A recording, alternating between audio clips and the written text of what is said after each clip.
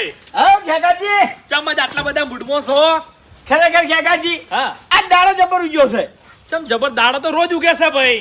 એમ નહીં ભાઈ હા ખરેખર મારા ઘેર જે ચા બની હતી ઈ ચા ખેગાજી મેં પીધી ને દિલ ખુશ થઈ ગયું યાર એટલે સપનામ તો નહીં કે કેમ અલ્યા તમારા ઘરની ચા કોઈ દાડો હારી બની છે લે?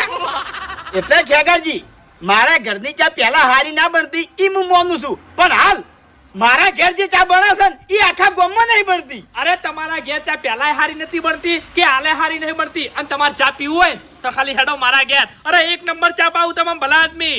હા ભાઈ મને ખબર છે કે મફુજી બધા તમારા ઘરની ચા વખોણી છે બરાબર પણ હાલ મારા ઘરની કહાની આખી અલગ છે. અરે મફુજીની વાત ના કરો તમે. આખા ગામમાં ગમે તેમ પૂછી લેવો ને કે ખેગાજીના ઘરની ચા ચેવી હોય છે એમ જ કે નંબર 1.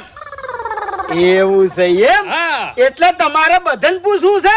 પૂછવું જ પડે કે અરે એમ પૂછવાનું છો હવે ભલા આદમી. બધાને ખબર છે કે હરીબાના ઘરની ચા હારી થતી નહીં. અને તો તમને ખબર છે કે આપણા વાહમાં ગમે તે મહેમાન આવ્યું હોય તો બધાના ઘેરથી ચા આવે એટલે મહેમાને પીવી અને મહેમાન જોડે જે બેઠું હોય ને એ ચા પીવી. અને જેવી તમારા ઘરની ચા આવે એટલે મહેમાન એકલા જ પીવી. આજુબાજુ જે બેઠા હોય ને એ સોટો પીતા નહીં. બસ ખેગાજી બસ એટલે ભલા આદમી કાયા ના તો સાચું કહું છું યાર. બહુ થઈ ગયું. હા તમે સાચું કીધું ને. હા આરી હવે હું ખોટું કરી બતાવ્યું. ખોટું? હા મારામાં તાકાત છે. એટલે શું કરશો તમે? અને તમે એમ કીધું ને કે મારા ઘરની ચા બધા વખોણી છે. આ વખોણી છે શું નવાઈ છે? આજ મારે બધું નક્કી કરવા જાવું છે. ચમ નક્કી કરવા એટલે? ખેડો મારા હંગાત પણ શું કરશો?